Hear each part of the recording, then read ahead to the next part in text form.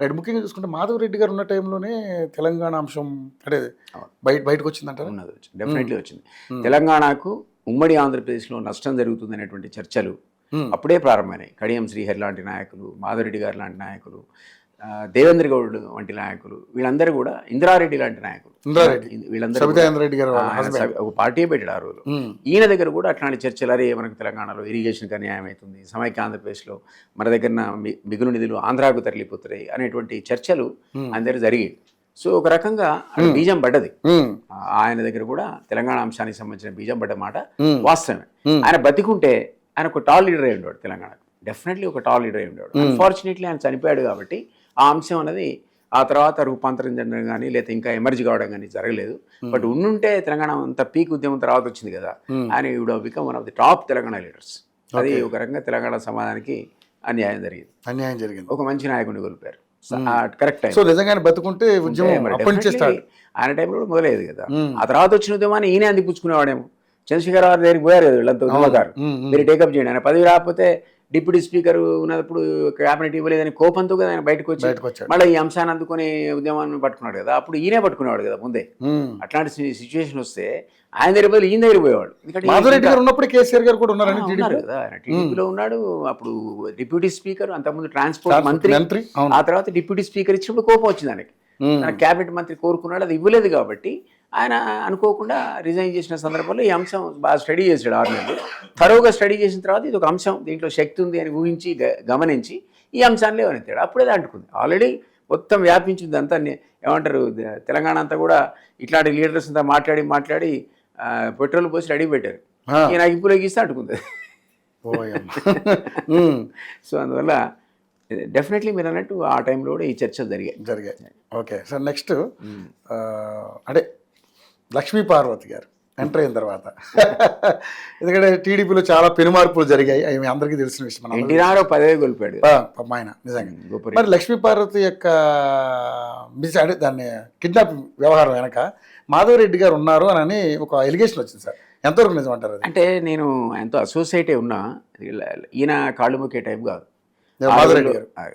నేనైతే ఇప్పుడు చూడలే, నాకు చెప్పాడు కూడా. ఆ వరుసలో పోయి ఒక్కొక్కరు లక్ష్మీపార్వతికి నమస్కారం పెట్టి వస్తుంటే వాళ్ళకే మంత్రి పదవులు తప్ప ఈయన క్యూలో ఉండి వెనక్కి జరిగాట, ముందు మొక్కుతుంటే పోయి నమస్కారం పెట్టి వచ్చాడు తప్ప ఆయన ఆ టైప్ కాదు. ఈయన అంటే సహజంగా కూడా కొంత కోపం ఉండడానికి కూడా ఒక కారణం ఏంటంటే ఆయన నెక్స్ట్ టైం మళ్ళీ ఎన్టీఆర్ ఎలక్ట్ అయ్యే టైం కల్లా ఈయనను మంత్రివర్గంలో తీసుకోవడానికి కారణం ఏంటంటే ఆ మధ్యకాలంలో లక్ష్మీపార్వతి ఎన్టీఆర్ క్లోజ్ కావడం, వీళ్ళందరినీ దూరం పెట్టడం, ఈవెన్ చంద్రబాబు కూడా కేర్ చేయకపోవడం, ఇవన్నీ జరుగుతున్నప్పుడు ఆ ఫ్యామిలీలో మీకు తెలుసు రకరకాల మనస్పర్ధలు, ఆమె మీద అభియోగాలు. సరే ఆయన లీగల్గానే ఆయన పెళ్లి చేసుకున్నాడు, మ్యారీడ్ అయ్యారు అనేది ఎవడేం చేసేది లేదు. అప్పుడు వీళ్ళకి నచ్చేది కాదు, అంటే పొలిటికల్ ఇంటర్ఫిరెన్స్ నచ్చేది కాదు. ఆమె ఉంటే ఉండని, నీ రెండో భార్యగా ఉంటే అధికారుల పోస్టింగ్ కావాలంటే నువ్వు మొక్కాలా, లేకపోతే మంత్రి పదవి కావాలంటే నువ్వు మొక్కాలంటే అది ఇట్లాంటి పాలిటీషియన్స్ మారెడ్డి లాంటి వాళ్ళు లేదా చంద్రబాబు లాంటి వాళ్ళు టాలరేట్ చేయలేరు కదా. అక్కడే ఆ రిఫ్ట్ మొదలైంది. అక్కడ అప్పుడు మెల్లమెల్ల బీజం పడి ఆయన దగ్గర పోయి వీళ్ళు వద్దు వద్దని చెప్పారు. ఈమె వినట్లేదు, ఆయన వినట్లేదు. ఆ టైంలో ఇది జరిగింది అనేది నేను కూడా, నాకేం మాధవరెడ్డి గారు షేర్ చేసుకోలేదు, నాకు చూచాగా తెలుసు మాధవరెడ్డి గారు ఏదో ఈ కిడ్నాప్ వ్యవహారంలో ఒక పాత్ర వహించాడు అని. తర్వాత ఏమైంది, నేను ఆమె టీవీ డిబేట్లో కూర్చున్నాం. పక్క యాంకర్ ఎవరో మీలాంటి మిత్రుడు, మేడం ఈయన ఎవరో తెలుసా మీకు, మాధవరెడ్డి గారి ఆంతరంగిక కార్యదర్శి. అయ్యో ఏందా బాబు, మీ సార్ నన్ను కిడ్నాప్ చేశాడన్నా.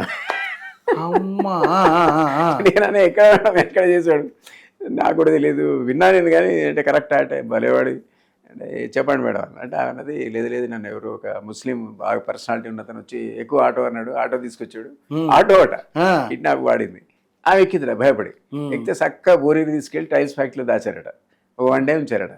ఉంచాడు, మాధవరెడ్డి గారు వచ్చాడు. టైల్స్ ఫ్యాక్టరీ మాధవరెడ్డి గారిది, జై కిసాన్ టైల్స్ అని ఉండేది.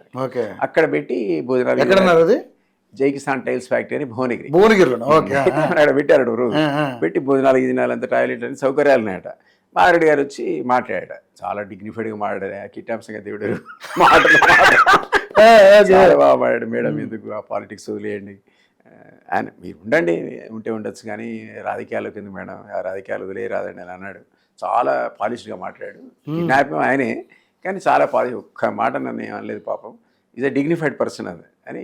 కానీ జరిగింది అయితే కరెక్ట్, నన్ను కిడ్నాప్ చేయించారు. వెంటనే ఆయన మళ్ళీ నన్ను పంపించేశాడు, ఒక కారు తెప్పించి నన్ను పంపించేస్తే మళ్ళీ నేను ఎన్టీఆర్ ఇంటికి వెళ్ళిపోయాను. ఆయన అన్నాడు, "ఇక మీరు వెళ్ళిపోండి మేడం" అన్నాడు. బట్ ఒక రోజు అయితే నేను అక్కడ టైల్స్ ఫ్యాక్టరీలో ఉండాల్సి వచ్చింది అన్నాడు. అంటే మరి కిడ్నాప్ చేసినట్టే కదా, లక్ష్మీపార్వతి చెప్తుంది, మీరు అడగండి పోయి ఎప్పుడన్నా. ఆమె కన్ఫర్మ్ చేసింది. నాకు తర్వాత తెలిసింది, ఒక ముస్లిం అతను కార్పొరేటర్ కూడా ఎలెక్ట్ అయ్యాడు తర్వాత. చాలా ఫెరోషియస్ ఉండే, మాధురెడ్డి గారి చాలా లాయల్ ఉండే. చూసి ఆయనకి చెప్పాడు, మరి ఏదైనా తలకాయ చూడాలి చూడ అది ఆయన క్యారెక్టర్ కాదు అసలు, ఆ నేచర్ కాదు, అది కిడ్నాప్లు మర్డర్లు చేయించే క్యారెక్టర్ కాదు. కానీ నాకు చెప్పిన ఎవరు, లక్ష్మీపార్వతి చెప్తుంది. అందువల్ల నేను కూడా ఆశ్చర్యపోయినా, అది మాధురెడ్డి గారు కిడ్నాప్ చేస్తాడు అది. కానీ నిజంగా అది కూడా పెద్ద అంశం, చాలా పెద్ద అంశం అయింది, పెద్ద అంశం. తర్వాత ఆమె ఎప్పుడైతే గవర్నమెంట్కి వచ్చిందో ఈయనను మినిస్ట్రీలో తీసుకోలే ఫస్ట్ టైం. ఆ తర్వాత చంద్రబాబు గారు చెప్పాడు, నేను కూడా ప్రమాణ స్వీకారం చేయను, మాధురెడ్డి ఉంటేనే క్యాబినెట్లో ఉంటాను. అప్పుడు మాధురెడ్డి గారిని హెల్త్ మినిస్టర్గా తీసుకున్నారు. హెల్త్ మినిస్టర్గా చాలా బలవంతం మీద ఆయన ప్రెషర్ వల్ల తీసుకున్నారు. తీసుకున్న 9 నెలలకి అన్ని గొడవలు అయిపోయినాయి ఇదే లక్ష్మీపార్వతి వల్ల. ఆ గొడవలతో పాపం ఆయన పెద్ద ఆయన నేచర్కి క్వశ్చన్ లేదా, నేను వదిలిపెట్టే సమస్య లేదు, పోతే పోండి అన్నాడు. ఆయన పదవి వదులుకున్నాడు కానీ ఆమెను వదులుకోలేదు. అప్పుడు వీళ్ళంతా కలిసి, మీకు తెలుసు ఇస్రాయల్ ప్రహసనం, ఈయన పోవడం, నేనున్నా ఇస్రాయల్, ఆ ఇస్రాయల్ చెప్పులు ఇచ్చినప్పుడు కూడా ఉన్నా. ఎన్టీ రామారావు లాంటి టాల్ లీడరు, ఆయన ఒక వాహనం ఉండేది, ఏం వాహనం అంటారు దాన్ని, అంటారు రథం, ప్రజారథం ఏదో సంథింగ్ రథం ఉండేది. ఆ రథం మీద వచ్చాడు ఆయన, వచ్చి దాని మీద నిలబడ్డాడు, రండి బ్రదర్స్ రండి అంటే, ఆ జైల్లోంచి రండి అని అరుస్తున్నాడు. నేను నిలబడి ఉన్నా పోర్టికోలో చూస్తున్నా. వీళ్ళంతా 60-70 మంది మన టీడీపీ నుంచి గెలిచిన వాళ్ళంతా అందులో రూమ్లో ఉన్నారు. అక్కడ ఎమ్మెల్యేలు కాకుండా రూమ్లు ఇచ్చింది ఇద్దరికే ఇచ్చారు. లక్ష్మీనారాయణ గారని ఐఏఎస్ ఆఫీసర్, ఆయన ప్రైవేట్ సెక్రటరీ ఆయన ఉండేవాడు, మాధురెడ్డి గారి ప్రైవేట్ సెక్రటరీ నేను. మా ఇద్దరికే వైస్రాయ్లో నాన్ ఎమ్మెల్యేలకు రూమ్స్. మా పని ఏంటంటే రాతలు పూతలు, వాళ్ళు రాసే లెటర్స్ గవర్నర్కి రాయటం, ఇట్లాంటి డ్రాఫ్టింగ్ అంతా మేము చేసేవారు. సో ఆ కార్యక్రమాల కోసం మాకు 2 రూమ్స్ కేటాయించారు. కాబట్టి డే 1 సంక్షోభం నుంచి మళ్ళీ వాళ్ళు క్యాబినెట్ పోయేంత వరకు నేను అక్కడ ప్రత్యక్ష సాక్షి. అప్పుడు పాపం ఎన్టీఆర్ వాహనం మీద వచ్చాడు. వస్తే నాకు బాధ అనిపించింది. చాలామంది చెప్పులు వేశారు, మరి ఎంత ఎన్టీఆర్ ఏంటి అసలు ఆయన మీద చెప్పులు ఏంటనే విషయం ఏదైనా కావచ్చు, వాళ్ళ మీద పడ్డది. వెళ్ళిపోయాడు పాపం. వెళ్ళిపోయిన తర్వాత ఇక వెళ్ళిపోయి గవర్నర్కి పోయి లెటర్ ఇచ్చి, మేము ఆయనకు తీసేస్తున్నాం, మేమే అధికారం తీసుకుంటాం పగ్గాలని చంద్రబాబు గారు అనటం. తద్వారా ఏర్పడ్డ గవర్నమెంటు, ఆ తర్వాత జరిగిన పరిణామాలు, మళ్ళీ ఎలక్షన్స్ కల్లా ప్రజల యాక్షన్ రాటిఫై చేయడం, చేసిన తర్వాత మళ్ళీ చంద్రబాబు గారు సంపూర్ణ మెజారిటీతో గెలవడం. ఎన్టీఆర్ అనేది పాపం నిలబడా కూడా నేను అనుకుంటా 1 or 2 సీట్స్ కంటే రాలేదు, అసలు ఏం రాలేదు. ఆయన ఫేడ్ అయిపోయాడు పాపం. విదిన్ 1 year చనిపోయాడు ఆయన. అప్పుడు కూడా నేను చూస్తే, నేను అప్పుడు PS to హోమ్ మినిస్టర్, ఇట్లా కూర్చున్న పాత సెక్రటరియట్లో చూస్తే నాకు ట్యాంక్ బండ్ నుంచి అంతా కనిపిస్తుంది, ఇది ఆ వే కనపడుతుంది.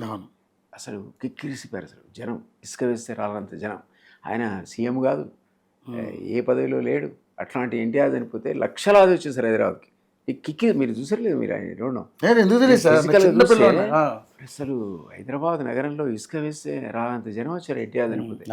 ఎంత పబ్లిక్ ఆదరణ ఏంటి, నాకైతే ఆ రోజు బాధ అనిపించింది ఆయన మరణం. సరే, రకరకాల పాలిటిక్స్ చేస్తారు, కానీ అప్పటి రాజకీయాలు అట్లా ఉన్నాయి. అది ఒక సీక్వెన్స్లో జరిగిపోయాయి, మనం ఏం కానీ. బట్ నేను ఐ విట్నెస్ దాని మొత్తం ఒక చిన్న హిస్టారికల్ ఈవెంట్స్ అన్నిటికి కూడా నేను ఒక ఐ విట్నెస్.